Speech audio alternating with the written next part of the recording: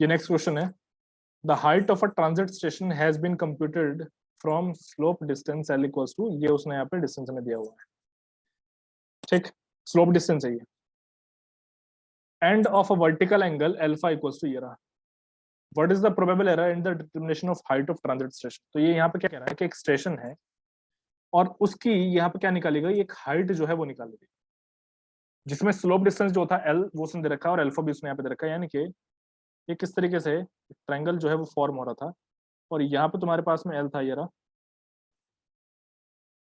और यहाँ पे तुम्हारे पास में एंगल था अल्फा, और ये तुम्हारे पास में हाइट थी इसकी, ठीक।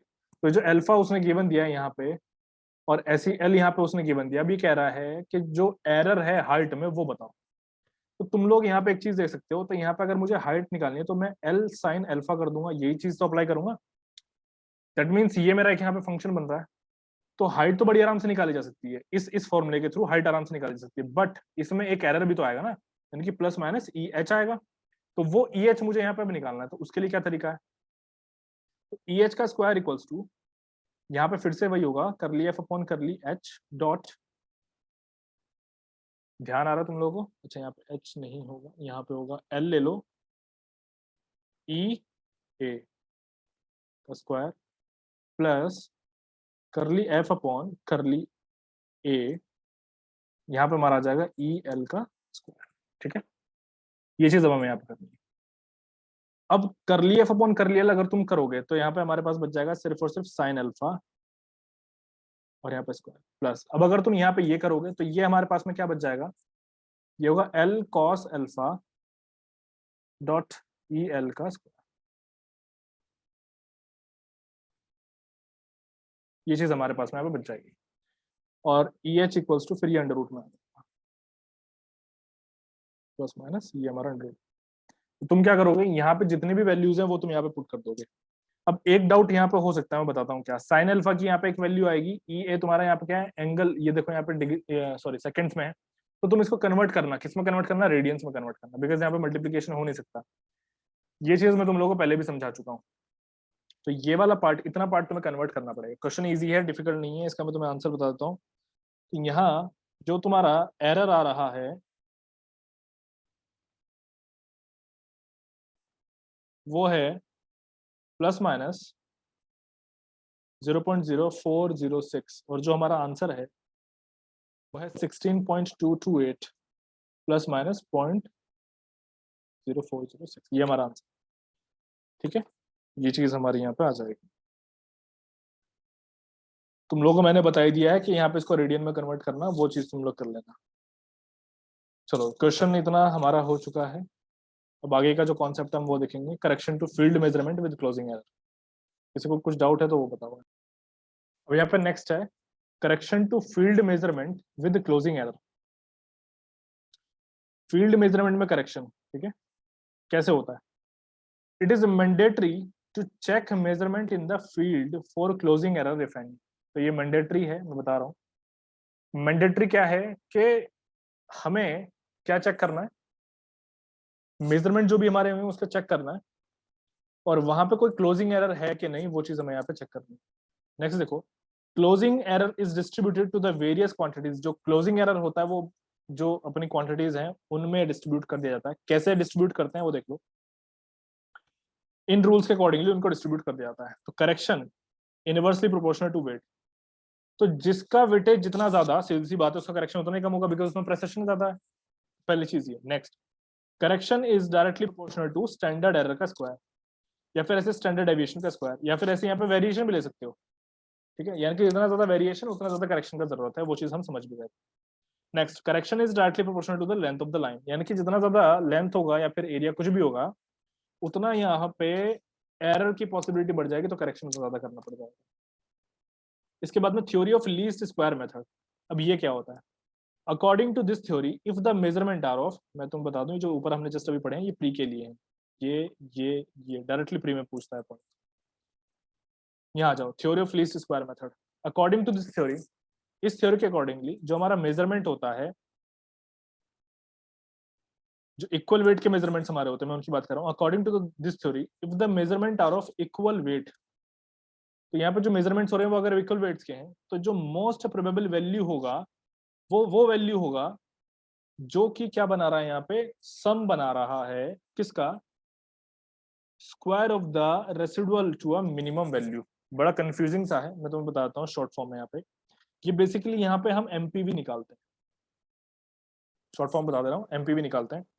अब ये जो एमपीवी यहाँ पे निकाला जा रहा है, ये दो यहाँ पे कंडीशंस होती है, उनके थ्रू निकाला जा रहा है। देखो ये रहा यहाँ पे, least square adjustment can be done in two ways. सबसे पहला नॉर्मल इक्वेशन मेथड, नेक्स्ट है मेथड ऑफ कोरिलेशन और कंडीशन इक्वेशन मेथड, इन दो के थ्रू निकाला जाता है।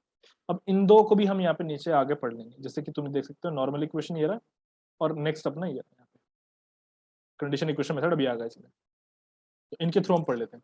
अब ये जो चीजें इसने यहाँ पे बताई थी एमपीवी के बारे में, एमपीवी में क्या होता है, theory of least square method. देख लो मिनिमम वैल्यू यहाँ पे देखो, ये जो यहाँ पे लिखा है मिनिमम और यहाँ पे लिखा है समेशन वी स्क्वायर। ये मिनिमम वैल्यू जो है ये यहाँ पे क्या होता है, रेसिडुअल जो भी हमारा होगा उसका स्क्वायर है, ठीक है। तुम लोग क्या करना, ये उतना इंपॉर्टेंट नहीं है, नॉट दैट इंपॉर्टेंट, क्योंकि स्टेटमेंट यहाँ पे इतना इंपॉर्टेंट नहीं है। जो इंपॉर्टेंट चीजें हैं वो यहाँ पे है, नॉर्मल इक्वेशन मेथड, जैसे कि तुम देख सकते हो। इसमें सबसे पहला रूल होता है हमारे पास में, इक्वल वेट जो भी हमारे होंगे उनका ऑब्जर्वेशन कैसे कहता है। तो इसमें हमें बनाना होता है नॉर्मल इक्वेशन। यहाँ पे एमपीवी जब हम निकालते हैं तो सबसे पहले मैंने बताया नॉर्मल इक्वेशन मेथड, तो हम यहाँ पे क्या करते हैं, नॉर्मल इक्वेशन बनाते हैं। अब जो नॉर्मल इक्वेशन हम बनाते हैं वो सबसे पहला रूल है हमारा, इक्वल वेट के लिए अगर वहां पे इक्वल वेट्स है तब कैसे बनाएंगे। तो देख लो, to form a normal equation of each of the unknown quantity multiplying each observation equation by the algebraic coefficient of that unknown quantity and add the result। बताता हूं, बड़ा हैवी सा लग रहा होगा। इसमें हम क्या करते हैं कि जो भी हमारी इक्वेशंस होती हैं उनका जो हमारा कोफिशिएंट होता है उससे मल्टीप्लिकेशन कर देते हैं और सभी को फिर एडिशन कर देते हैं। एग्जांपल यहाँ नीचे आ जाओ, जैसे तुम ये देख सकते हो एमपीवी निकालना है मुझे, तो जैसे ये ए है तो इसमें मैं इसका कोफिशिएंट क्या तुम है, क्या कोफिशिएंट इसका 1 है, तो इसमें 1 से मल्टीप्लिकेशन करो, तो यहाँ पे भी 1 से ही मल्टीप्लिकेशन होगा। तो ये हो गया है एज इट इज 40 20 एंड 15। नीचे वाले में 2 है तो देख लो यहाँ पे, तो यहाँ पे क्या करना है मुझे, 2 इंटू 2a कर देना है, तो यहाँ पे हो जाता है 80, यहाँ पे 40 का हो जाएगा, यहाँ पे भी 80, यहाँ पे हो जाएगा 100। ये तो फिर आगे चेंजेस होते हैं, ये आगे हम ट्रांसफर कर देते हैं। ये चीज यहाँ पे कह रहा है अगर इनके वेट्स इक्वल है तो, वेट्स इक्वल होने का मतलब सपोज करो कि इसका वेट यहाँ पे 1 है, इसका भी वेट यहाँ पे 1 है, इसका भी वेट यहाँ पे 1 है, ये 2 है, ये 3 है, कुछ भी, लेकिन वेट्स इक्वल होना चाहिए। तो ये यहाँ पे कह रहा है कि कोफिशिएंट से मल्टीप्लिकेशन कर देते हैं और फिर लास्ट में एडिशन कर देते हैं। एडिशन करेंगे तो यहाँ पे क्या आएगा वो देख लो, 6a हो जाएगा, इसका 120 डिग्री हो जाएगा, इसका 100 मिनट्स हो गया, 115 सेकेंड। तो यहाँ से a जो आएगा इसको डिवाइड कर दो, यानी कि 20 डिग्री, यहाँ पे कितना आएगा हमारे पास में अप्रोक्सीमेटली,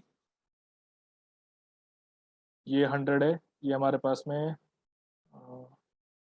जितना भी होगा मैं कैलकुलेट नहीं कर पा रहा अभी, दिमाग में चल रहा है। चलो इस तरीके से ये हमारे पास में आ जाएगा। तो ये हमारा रूल था यहाँ पे, अगर हमारा वेट्स जो होंगे वो अनइक्वल होंगे तब हमें कैसे करना है, तब हमें नॉर्मल इक्वेशन बनाने के लिए देखो क्या करना होता है। For each of the unknown quantity multiplying each observation equation with the product of algebraic coefficient. अब यहाँ पे देख लो, इसके लिए हम क्या करते हैं, अनइक्वल वेट के केस में,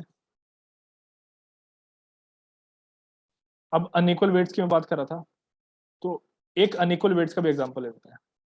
सपोज करो यही वाले को देख लो, तो ए हमारा यहाँ पे है 40 डिग्री 20 मिनट्स 15 सेकेंड, 2a यहाँ पे है हमारे पास में 80 डिग्री 40 मिनट्स 50 सेकेंड्स। तो यहाँ पे क्या होगा, वेट को एज्यूम कर लो, इसका 2 है, इसका 3 है, अनइक्वल वेट्स हो गए। अब कैसे किया जाए, तो ए जो ये पहला वाला जो है ये हमारा होता है, इसका जो कोफिशिएंट यहाँ पे है, एक तो उससे मल्टीप्लिकेशन होगा, यहाँ पे 1 है उससे मल्टीप्लिकेशन होगा, और दूसरा इसका जो खुद का वेट है उससे मल्टीप्लिकेशन होगा। तो यहाँ पे भी ऐसे मल्टीप्लिकेशन करो, तो इस तरीके से ये हमारे पास में हो जाता है 1 इंटू 2 और बाकी 40 डिग्री 20 मिनट्स 15 सेकेंड्स, इस तरीके से। ऐसे यहाँ पे देखो, यहाँ पे 2 इंटू, या फिर वेट पहले, और यहाँ पे 2 है। ऐसे यहाँ पे हमारे पास में 6 हो जाएगा, यहाँ पे 80 डिग्री 40 मिनट्स 50 सेकेंड्स, ये हो जाएगा। ठीक है, तो इस तरीके से यहाँ पे हो जाता है। देन हम इसका करते हैं, फिर से एडिशन कर देते हैं, एंड देन सॉल्यूशन होता है।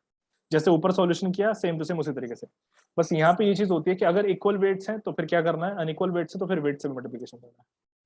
तो मैं तुम्हें बताता हूँ अभी तक इस लीस्ट स्क्वायर मेथड में हमने किया क्या है। एक कंफ्यूजिंग सा मेथड है ये लीस्ट स्क्वायर मेथड, इसमें मैं भी बहुत पहले कंफ्यूज हुआ करता था। मैं अब आसान शब्दों में बताता हूँ। यहाँ पे एमपीवी निकाला जाता है, यानी कि मोस्ट प्रोबेबल वैल्यू। इसको निकालने के लिए हमारे पास में नॉर्मल इक्वेशन मेथड होता है एक, और यही जनरली यूज किया था, नॉर्मल इक्वेशन मेथड। तो एमपीवी सॉल्व करना है, एमपीवी बनाना है, नॉर्मल इक्वेशन सबसे पहले बनाई जाएगी, सबसे पहला स्टेप। इसमें फिर दो चीजें आ जाती हैं, अगर इक्वल वेट्स हैं तब कैसे करना है वो मैं तुम लोगों को बता चुका हूँ, और अनइक्वल वेट्स हैं तब कैसे करना है वो भी मैं तुम लोगों को बता चुका हूँ। इस तरीके से यहाँ पे सॉल्यूशन किया जाता है। ठीक है, और जो क्वेश्चन यहाँ पे था मैं एक तरीके से उसका सॉल्यूशन कर भी चुका हूँ, तो वो तुम लोग देख लेना आराम से। तो इसे मेंशन कर देता हूँ, इक्वल वेट्स होंगे तो मल्टीप्लाई सिर्फ करना है किससे, कोफिशिएंट से। Multiply only, multiply by coefficient only.